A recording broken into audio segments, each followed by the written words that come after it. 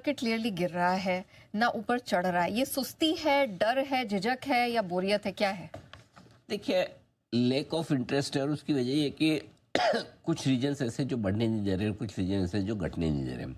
वो liquid oxygen वाला मामला है कि ऑक्सीजन आपको मरने नहीं देती और लिक्विड आपको जीने नहीं देता, वैसा हाल है। लगातार 4 दिन से एफआई जो बिकवाली कर रहे हैं उसकी वजह से सुस्ती और ऊपरी स्तरों पर टिक नहीं पा रहा। आज भी देखो फर्स्ट हाफ ऊपर, रोज का काम ये हो गया, फर्स्ट हाफ मजबूत करते हैं, सेकंड हाफ में नीचे आ जाता है। आज मिड सेशन से नीचे आ गया, फर्क इतना ही है, राइट, पहली चीज़। दूसरी चीज़ जैसे कि जो बाजार की चाल है उसमें लोग फ्रस्ट्रेट हो रहे हैं। फ्रस्ट्रेट कैसे? भाई या तो घटना है तो जोर से घट जाए, वो बोलता है कि भाई पाप कटे एक बार, मतलब है ना, भाई गिरना है, गिर गया, चलो पता चल रहा ना कितना गिरना है, 25 गिरना है, 24,500 गिरना है, जो गिर के खत्म करना। एक तो वो, और नहीं तो बढ़ना है तो भी ढंग से बढ़ जाओ। अब ऊपर भी नहीं टिकता, गिरता भी जोर से नहीं, तो ऐसा करे तो क्या करे आदमी? डिसीजन लेना बहुत मुश्किल हो रहा है, क्योंकि आप डिसीजन लो और आपको पता है गिर नहीं रहा अचानक से, और ना लो तो वो दिक्कत है। ऐसे में क्लियर कट मूड बनाकर बाजार का डायरेक्शन और एक ट्रेड लेना बड़ा मुश्किल होता दिख रहा है। और यही वजह है यहाँ कि धीमे धीमे ट्रेडर्स का इंटरेस्ट बाजार में कम होता हुआ दिख रहा है। यार कुछ नहीं करना, किसी को पूछो ना, बोले क्या हो रहा है, कुछ नहीं यार, आराम है, शांति है, कुछ नहीं हो रहा मार्केट में, कुछ नहीं हो रहा, बस वही वाला माल, कुछ और कुछ नहीं हो रहा। में भी एक चीज़ और है कि अभी तक तो क्या था, 2 दिन पहले तक तो मिड कैप स्मॉल कैप शेयरों में भरपूर एक्शन था।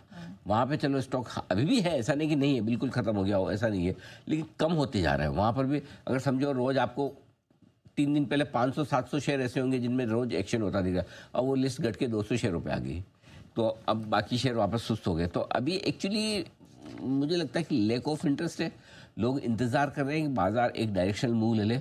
5 दिन से बिकवाली, 4 दिन से बिकवाली का नंबर आ रहा है, या तो जोर से घट जाए, कोई बड़े लेवल के नीचे जाके बंद हो तो समझे कि खराब हो रहे हैं, या फिर रिकवर होकर वापस अच्छी क्लोजिंग दे दें। तो जब तक दोनों ना होते हैं तब तक मुझे लगता है कि थोड़ा रुझान इसी तरह से सुस्ती का माहौल ऐसा ही रहेगा। ओके सर, नीचे 25,331 और ऊपर 25,460 के आसपास ही घूमता हुआ दिखा है।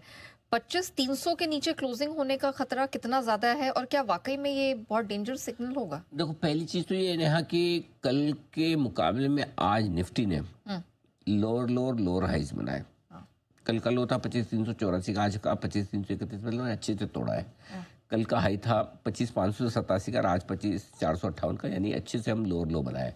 तो एक चीज़ तकनीकी तौर पे निफ्टी ने, अनलेस कि 1 घंटे 1.5 घंटे में कुछ कमाल कर दे, तो आपको मुझे पता नहीं कि एकदम से वो नया हाई बना दे, 458 को पार करके और ऊपर चले जाए, अगर 500-600 तक चले जाए, वो तो लगता नहीं है फिलहाल। तो निफ्टी कंपेरेटिवली थोड़ा सा वीक हो रहा है। जहाँ तक सवाल बैंक निफ्टी का है, लोअर लो तो इसने बनाया है। आज का लो 56,623 का है, ठीक है, 56,764 में लोअर हाई भी बना है। कल का 57,150 के आसपास था हाई, 57,200 के आसपास। आज तो 57,000 भी ढंग से पार नहीं हुआ हमसे। सो आई थिंक तकनीकी तौर पर निफ्टी और बैंक निफ्टी दोनों आज कमज़ोर फिर से हुए हैं कल के बाद, ये तो दिख रहा है कम से कम। तो मेरा ये मानना है कि ऐसे में एक्टिविटी तेज़ी की तरफ कम रखनी चाहिए। सपोर्ट लेवल जिसकी आपने बात की वो है 25,125, 25,175, माफ कीजिएगा 275।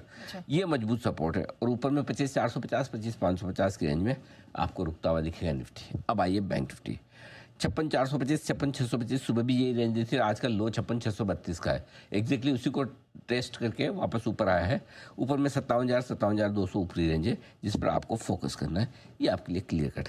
अब आइए, जब हम कह रहे हैं कि सेक्टर स्पेसिफिक मूव थोड़ा कम हो रहा है बाजार में, स्टॉक स्पेसिफिक ज़्यादा है, अभी आप ढूंढ के निकालोगे ज़्यादा आपको सेक्टर मिलेंगे नहीं। एक खाली डिफेंस छोड़ दो जिसके लिए अच्छी खबर है, तो वो तो इतना बढ़ना था, इतना तो बनता है उसका 1% ऊपर, वही एक सेक्टर है जो क्लियर कट ऊपर है।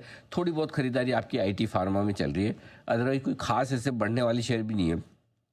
एक सेक्टर कमज़ोर है और वो है कैपिटल मार्केट से जुड़े शेयरों का। एंजल ब्रोकिंग का जो आज आपने देखा क्वार्टरली अपडेट आया, उसके बाद एंजल गया, BSE गिर गया, CDSL गिर गया। तो ये कुछ सेक्टर, कुछ स्टॉक्स हैं जो कैपिटल मार्केट से जुड़े हुए हैं, इनमें आज दबाव आपको दिख रहा है।